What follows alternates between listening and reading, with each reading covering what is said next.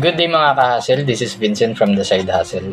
So para sa video natin ngayong araw is gagawa tayo ng isang custom project na espesyal para sa tropa natin. So na-excite akong gawin itong project natin kasi after ilang taon, gawa ulit tayo ng isang napakaangas at napakalupit na anime-inspired custom sneaker. So, ito yung ating magiging base shoes. Nike Air Force 1 low na triple white. Ito yung pinakamagandang base shoes sa pag-custom ng sapatos. Kasi purong puti, kahit ano design ang naisip mo, pwede mong i-apply dito. Tsaka malalapad. Malalaki yung kanyang panels dito sa gilid, sa side. So, bago tayo mag-paint dito sa ating shoes, kailangan muna natin siyang i-prep or i-prepare. So, kailangan lang natin ng mga materials. Unang-una is itong acetone or nail polish remover para matanggal yung kanyang factory wax.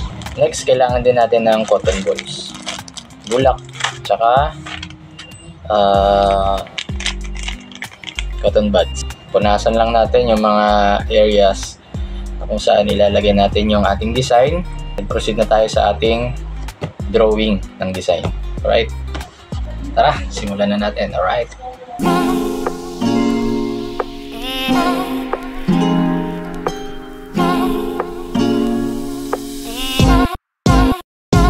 Dito sa pag-drawing, ang ginagawa ko dito is tinitrace ko na lang. Binabakat ko na lang siya para mas masukat ko kung anong laki ba yung mas maganda or kung saan position ko siya ilalagay. So magamit lang ako dito ng masking tape at gunting or cutter. Then ititrace ko na lang siya ng lapis.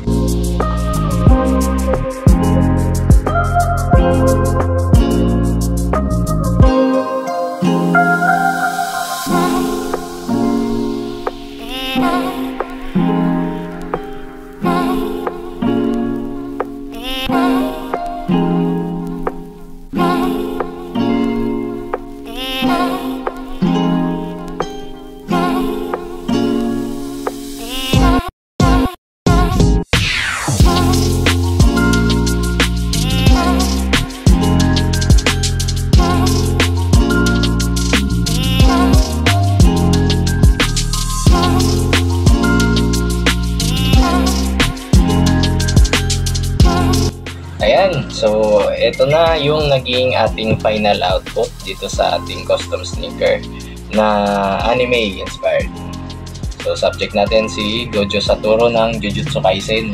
Sobrang na-excite ako dito sa ating project na ito, kasi ngayon na lang ulit tayo mag-custom ng anime na subject.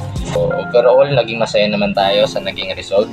Sigurado akong magugustuhan din ito ni client, syempre. So, ayun lang. Stay tuned lang kayo sa ating mga susunod na custom projects. At kita-kits tayo sa next vlog. Alright? So, that's all.